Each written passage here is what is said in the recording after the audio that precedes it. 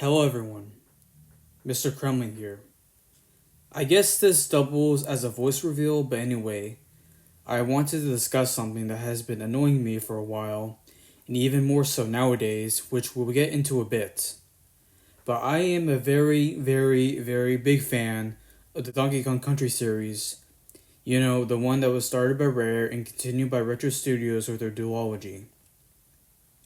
Now, other than the many spin offs, in Donkey Kong 64, which is still a mainline game regardless if it is associated with the Donkey Kong Country series.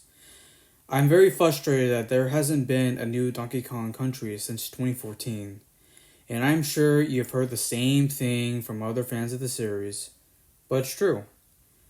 I am sure that games take times to make more, especially modern games with super high poly models and environments, and large dev teams to pay. But it has been 11 years. Just let that sink in for a moment.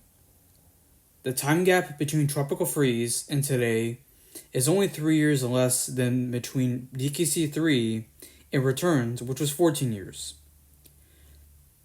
To me, this makes zero sense, more so with the new Donkey Kong section of the Nintendo theme park. They essentially made the fictional world of DK and put it into real life with Mario. But they haven't made a DKC game in 11 years. I truly believe Nintendo wants to make a new DKC.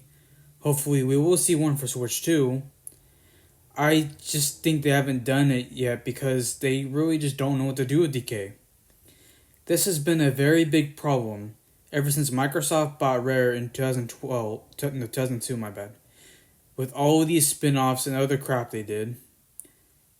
I am very happy Nintendo acknowledged DK as a series when they made the theme park. However, there are things that are definitely missing from the theme park, and from my YouTube channel name, you probably already know where this is heading. The Kremlings. Where are they?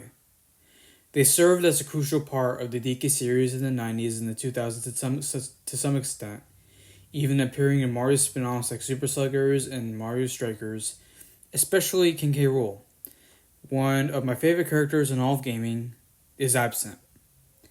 His reappearance in Smash Bros. Is a big deal for many people, including myself, and introduced newer audiences to the part of the series made by Rare, further emphasized by Banjo-Kazooie.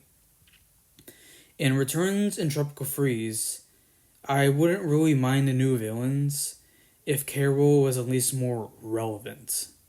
I'm sure Mario fans wouldn't mind the occasional original villain taking the spotlight temporarily from one title because Bowser has been the main villain for so long and in so many games. Imagine for a second if they kept Bowser for the Mario series but replaced him completely with some other villain permanently. That is essentially what is happening with DK. Now don't get me wrong, I really like the two games Retro Studios made to temporarily revive the series.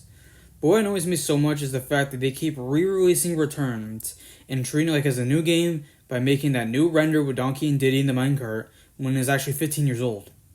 Since Returns itself is a very good game, you will see people on YouTube that will become sheep and follow what is trendy, and you will have all these fake fans glazing the shit out of this piss poor port that did the bare minimum.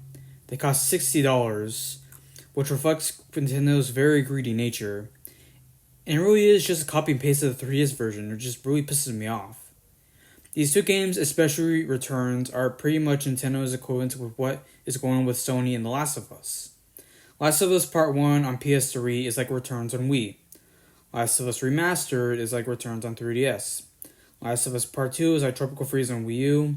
Last of Us Part 1 Remake is like Returns HD. And Last of Us Part 2 Remastered on PS5 is like Tropical Freeze on Switch. I'm happy that every DKC is playable on Switch. I would be nowhere near as frustrated if they would release Returns HD in like 2017, since that would be right before the Tropical Freeze port, and it would have only been 3 years since Tropical Freeze first released. And people like myself wouldn't be super angry with Nintendo because it's only been 3 years. If you're still watching this video, thank you for listening to what I have to say about the current state of the series about a cartoon gorilla wearing a tie. Let me know in the comments what you think of the series so far.